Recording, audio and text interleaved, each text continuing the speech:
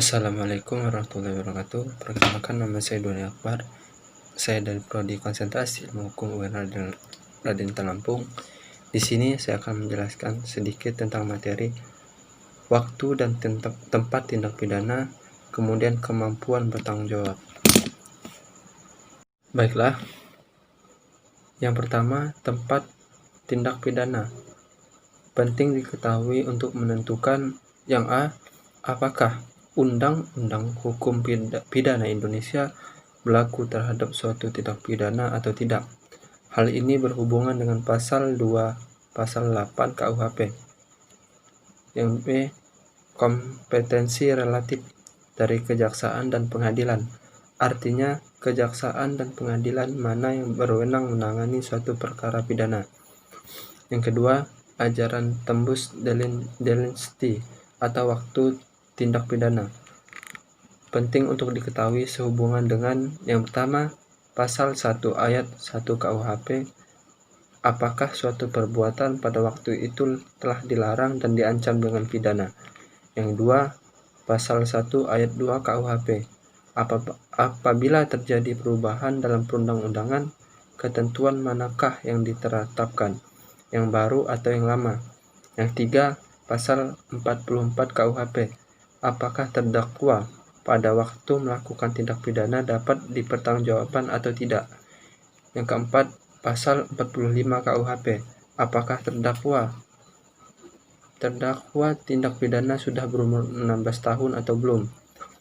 Yang kelima, pasal 74 KUHP, batas waktu mengajukan pengaduan. Dimulai sejak orang yang mengadu mengetahui adanya kejadian kejahatan tersebut. 6.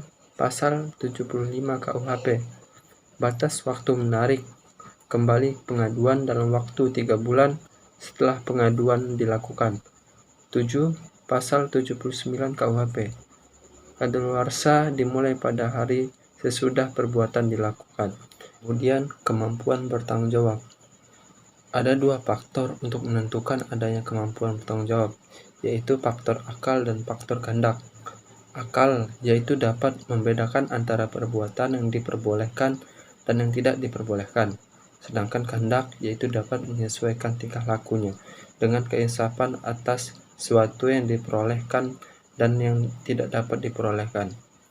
Menurut Kantar dan Sianturi, seorang mampu bertanggung jawab bila mana umumnya keadaan jiwanya yang pertama tidak terganggu oleh penyakit terus-menerus atau sementara.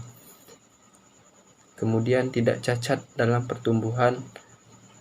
Yang ketiga, tidak terganggu karena terkejut atau dalam keadaan hipnotis, amarah yang meluap, pengaruh bawah sadar, ataupun karena yang lainnya. Kemampuan jiwanya itu yang pertama dapat menginsafi hakikat dari perbuatannya.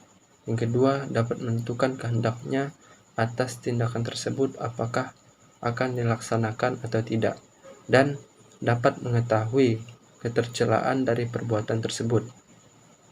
Menurut para sarjana, bahwa yang tidak mampu bertanggung jawab adalah mereka yang pertama jiwanya terganggu oleh penyakit, yang kedua jiwanya dalam keadaan tidak sadar, yang ketiga jiwanya cacat dalam pertumbuhannya. Dari definisi tersebut, maka pelaku tindak pidana yang mampu bertanggung jawab secara pidana ditandai dengan keadaan jiwa yang tidak terganggu karena penyakit, baik yang terus-menerus maupun yang sementara. Baiklah, itu saja yang dapat saya sampaikan sedikit tentang materi tersebut. Lebih kurangnya saya mohon maaf. Pada Allah saya mohon ampun, dan saya akhiri wabillahi taufik wal hidayah. Wassalamualaikum warahmatullahi wabarakatuh.